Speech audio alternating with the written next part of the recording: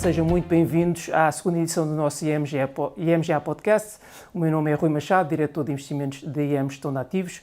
Hoje serei acompanhado pelo Pedro Vieira, subdiretor da IMGA, responsável pelos nossos fundos multiativos, onde se inclui os fundos PPR. O Pedro irá ajudar-me a explicar a nossa estratégia de investimento atual, assim como na análise dos temas dominantes do último mês. Começamos precisamente por aí. E que diferença faz um mês? Eu diria que, eu dizia no nosso podcast anterior que atravessámos um primeiro semestre terrível, com desvalorizações muito significativas nas principais classes de ativos, e passado um mês parece que as coisas mudaram substancialmente, ou pelo menos de forma considerável. Parece haver mais algum otimismo por parte dos investidores, isto apesar de os Estados Unidos terem registado o segundo trimestre de crescimento negativo, apesar da FED ter subido taxas em mais 0,75%, apesar do Banco Central Europeu ter subido taxas também em 0,5%, e no caso do Banco Central Europeu é a primeira subida desde 2011 e marca o final de um período significativo de 8 anos de taxas de juro negativas. Portanto, apesar destas aparentes más notícias económicas, a verdade é que a generalidade dos mercados registrou subidas importantes no mês de julho, com destaque para a dívida pública europeia, que subiu cerca de 4%, e também destaque para os mercados acionistas globais, que subiram cerca de 8%. Se calhar, a pergunta que se impõe agora é: será que esta recuperação tem ainda pernas para andar? Ou é apenas uma recuperação habitual no mercado, ainda com sentimento muito negativo? Pedro, o que é que tu pensas destes movimentos? Achas que efetivamente vamos continuar ou efetivamente podemos ter novas desvalorizações e inclusivamente registrar novos mínimos ainda este ano? Bom dia, Rui. Obrigado pelo convite. Olha, a nossa perspectiva é que entramos numa fase de consolidação do mercado e que irá decorrer nas próximas semanas.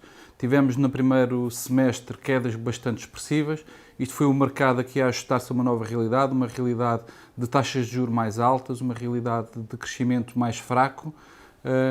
E o que achamos agora é que há muita incerteza. Os investidores estão a tentar perceber o que se passa tanto a nível macro como a nível micro, e que isto vai levar aqui a uma consolidação. A nível macro, os investidores estão divididos entre um abrandamento global e uma possível recessão a nível global. A nível micro, querem perceber qual é que é a resiliência das empresas face aos desafios que entretanto surgiram e que se prendem com o aumento dos custos de financiamento, com o aumento das matérias-primas, com o aumento dos custos salariais, e tudo isso fará com que o mercado ande aqui um bocadinho de lado nas próximas semanas, sendo que este andar de lado vai ser um andar de lado aqui com alguma volatilidade, porque estamos num período de mercado com menos liquidez, que é esta altura do verão. Uhum.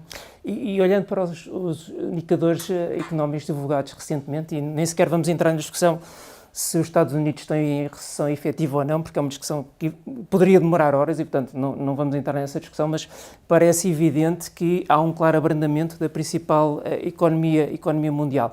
Achas que é efetivamente isso, apenas um abrandamento, ou poderemos estar numa fase de um crescimento negativo mais profundo e entrar na tal recessão que nós falamos? Okay. Ao nível dos Estados Unidos, nós consideramos que estamos perante um abrandamento. A economia teve que lidar com dois choques, que foram dois choques fortes, que foi o da inflação e da subida das taxas de juros. No entanto, estes choques ocorreram num contexto positivo, um contexto em que tínhamos crescimento forte e em que temos ainda o mercado laboral de uma forma muito salutar, a absorver mão de obra e a proporcionar ainda aumentos salariais expressivos. O que tivemos no último trimestre foi efetivamente uma contração. Essa contração veio maioritariamente do investimento residencial e veio também dos inventários. Portanto, não foram os componentes mais importantes do PIB, que é o consumo e o investimento. Ao nível do consumo, é verdade que ele abrandou, mas ainda conseguiu crescer de uma forma modesta.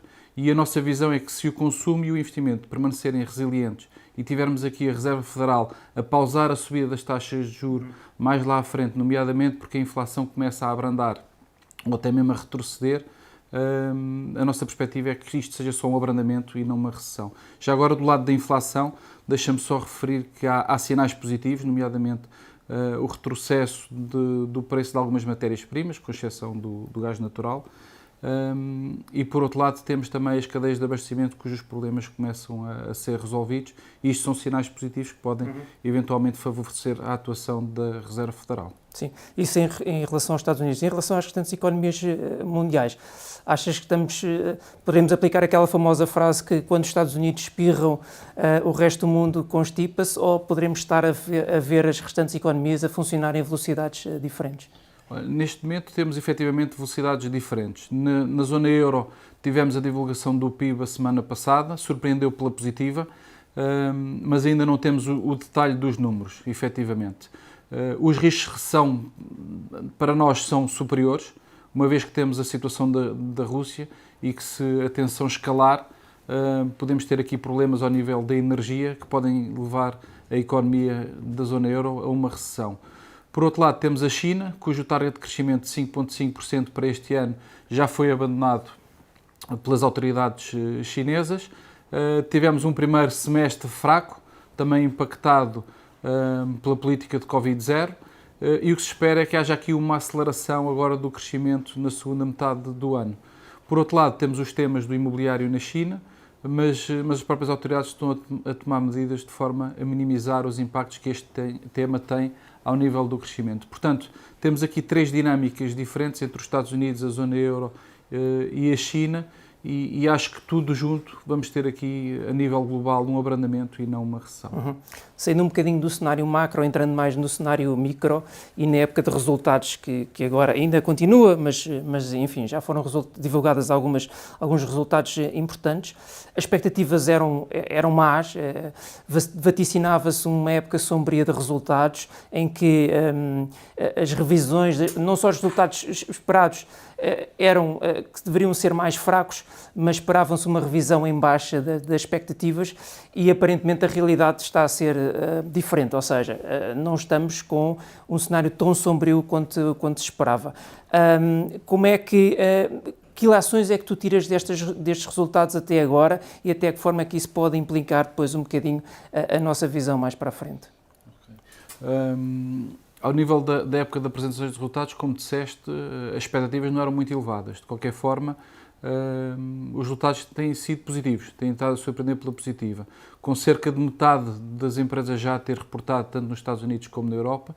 O que temos é surpresas positivas de 75% nos Estados Unidos e 60% na Europa, com crescimentos dos resultados de 1% nos Estados Unidos e 3% na Europa, e as receitas a aumentarem bastante mais, aumentarem 9% e 12% respectivamente para cada uma destas regiões. Por outro lado, ao nível setorial, tivemos surpresas positivas do setor energético, como seria de esperar, dada a subida das matérias-primas, e do setor industrial. O que eu diria overall é que conseguimos surpreender pela positiva. O crescimento é o mais fraco dos últimos trimestres, e isso é indesmentível, mas alinhado com os indicadores avançados da atividade económica. E por outro lado temos uma contração das margens, ou seja, mostra alguma resiliência ao nível dos resultados, mas há aqui alguns riscos ao nível das margens, e temos de estar vigilantes face a essa evolução. Que gera expectável de alguma forma também essa queda dessas margens. Para finalizar, Pedro, temos, portanto, indicadores económicos mais fracos do que tínhamos vindo a atravessar nos últimos anos. Por outro lado, temos também os mercados, principais classes ativos, com correções, apesar desta subida em julho, mas correções ainda significativas este ano, e, portanto, dá uma forma a descontarem parte dessas más notícias. Portanto, parece-me que vai haver aqui várias oportunidades de investimento. Como é que nós, nos nossos fundos multiativos, estamos posicionados para captar estas oportunidades de investimento, eu diria, se calhar, até final do ano? Ok. Em termos de posicionamento, nós neste momento temos uma preferência por dívida empresarial. Achamos que o nível de valorização a que se encontram já tem implícito um cenário pior do que o abrandamento que nós estamos à espera.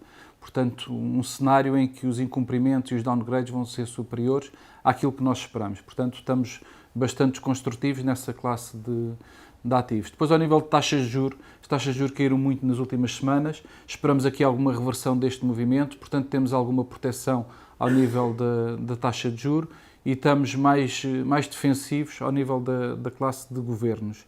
Ao nível das ações, como esperamos aqui a consolidação que eu tinha referido anteriormente, estamos com um posicionamento neutral neste momento, à espera de uma maior visibilidade para tomar um posicionamento eventualmente mais agressivo.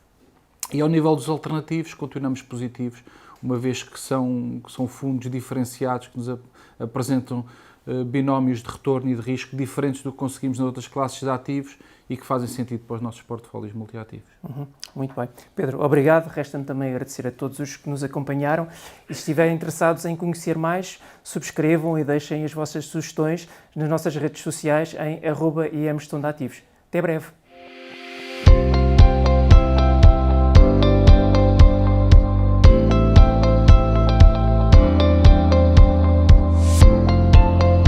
Qualquer informação ou opinião apresentada tem efeitos meramente informativos e está sujeita a alterações sem aviso prévio. A IMGA não é responsável pelo uso feito pelos ouvintes das informações que integram o presente podcast, nem pelos prejuízos, diretos ou indiretos, que lhe possam advir. Quaisquer rendibilidades divulgadas representam dados passados, não constituindo garantia de rendibilidade futura. O investimento em fundos pode implicar a perda do capital investido, caso o fundo não seja de capital garantido. Esta informação não dispensa a leitura da informação fundamental ao investidor e do prospecto, disponíveis em imga.pt, cmvm.pt e nos respectivos sites dos bancos distribuidores, antes de tomar uma decisão de investimento. Para qualquer informação adicional, contacte-nos nas redes sociais em IM Gestão de Ativos ou para o número de telefone 21 120 9100, de segunda a sexta-feira, das 9 às 18.